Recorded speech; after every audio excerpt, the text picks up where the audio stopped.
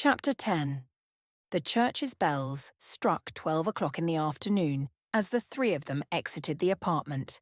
The chime echoed through the city, but Shara barely noticed. Her mind was racing. That's impossible, she thought. If this were the case, they would have known from the very first victim. Every vampire was registered by the bank and the council. If one had gone missing, the bank would have known. And there were three. No, the victims couldn't have been vampires. But that would explain so much why there was no kitchen, the victim's resistance and the blood smell in the fridge. At first the thought had been a faint idea, something lurking at the edge of her mind. But the more she turned it over, the more sense it made. The only problem was that if it were true, then Sakura and Craven would have known. And they didn't. They were investigating these cases because the kidnappers were vampires, not the victims. Maybe she should double-check and call Gabe.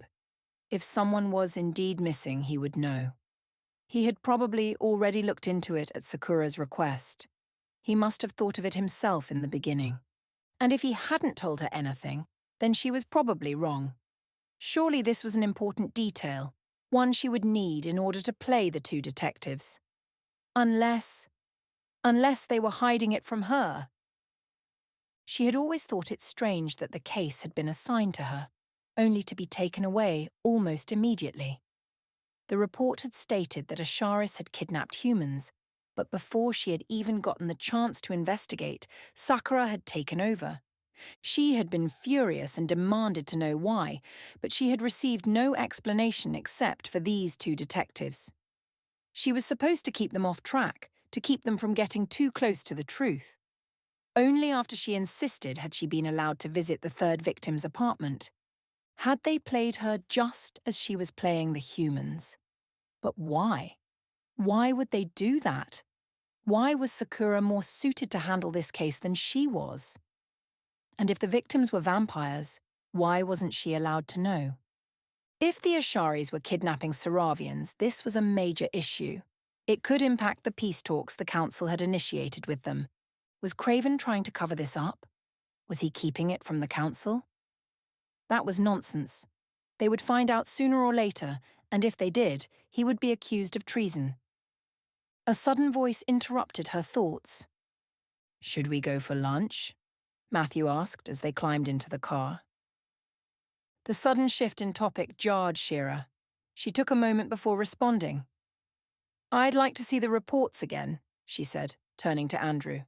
"Why? You got something?" Andrew's interest was piqued. "Whatever it is, I'm sure it can wait until after lunch. I'm starving," Matthew interjected, stretching.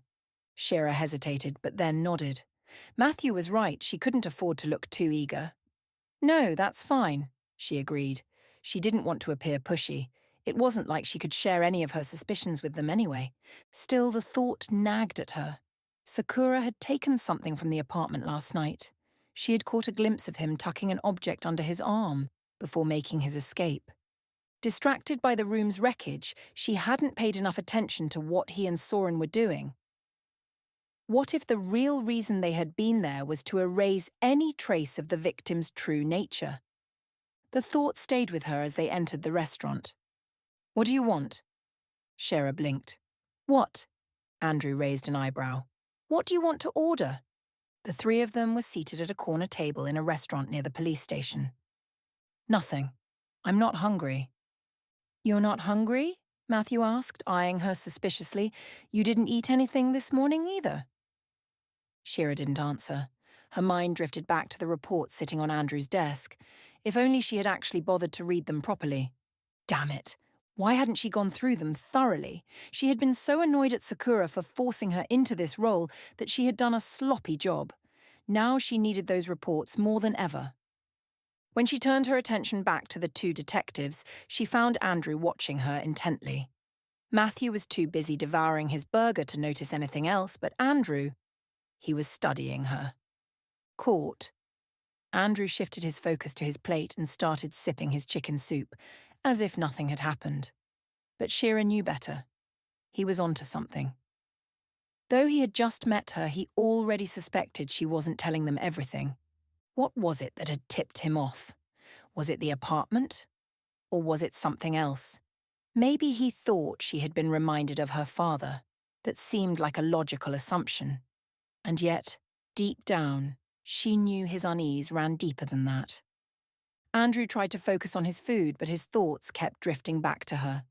In just one morning, he had experienced so many contradictory feelings toward her: doubt, suspicion, compassion, uneasiness. The effect she had on him was unsettling. He didn't like it, and yet if he was honest, he was craving it. Who was she really? The thought crept in as he studied her. What was she like when she wasn't on duty? Did she have hobbies, routines, things she enjoyed after a long day? Or was she always like this, distant, unknowable, half lost in a world of her own making? He looked up again. She was staring out the window, her mind clearly elsewhere. Her eyes, a piercing blue, were so intense that his breath faltered. Such an unnatural, inhuman colour. It should be forbidden. God, that was good, Matthew groaned in satisfaction, pushing his empty plate aside. You have no idea what you missed. I'm sure it was delicious, Shera said, flashing a polite smile. It was a soft expression, but for the first time, Andrew noticed the subtle sharpness of her teeth, especially the two prominent canines. By the way, has anyone ever told you your teeth look like a vampire's? Matthew joked, grinning. Andrew could have sworn he saw a flicker of annoyance in her eyes. For a brief moment, something sharp flashed across her face. Then, just as quickly, it was gone, replaced by the same, unreadable, quiet gaze. We should go, she said suddenly, rising from the table. What? What did I say? Matthew asked, confused, as he noticed the irritated look on Andrew's face. Nothing. Let's go, it's getting late. They stepped outside. The sky, which had been indecisive all morning, had finally made up its mind. A gust of wind howled between the buildings, rattling the leaves in the trees, promising a storm. A flash of lightning cut through the sky, followed by a deep, rumbling thunder. Within seconds, the rain came, heavy and unrelenting. Shera climbed into the car without hesitation, waiting for them. Andrew hesitated, watching the storm rage. He had always liked storms. They were raw, untamed, like a cold shower for the mind, shaking away distractions, filling him with renewed energy. He turned his gaze toward Shera. She was watching the storm as well, mesmerized. Finally, he got in and drove toward the station. Shera was the first to exit as soon as they parked. She ignored the rain entirely, striding straight into the building. Andrew and Matthew followed, heading to their office.